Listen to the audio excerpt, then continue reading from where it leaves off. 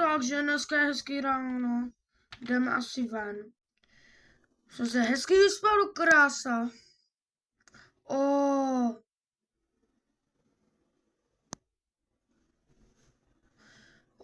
Hezký den. Hezký den. No. Okay. Takže jdu do obchodu, dneska mám něco chuci koupit.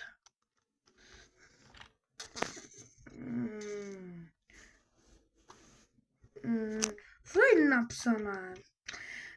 Zvoňte, když mě nevidíte. OK.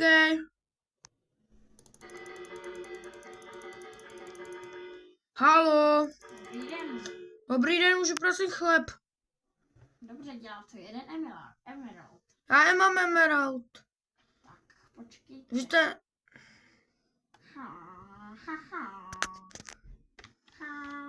Naučit podniku. Naučit podniku, když padl na zem. To nevadí. Tu máte chleba. Děkuji, zdrhám. Rychle. A počkat, vy zaplatit. Rychle na skladu, dejte odběr a like. Já je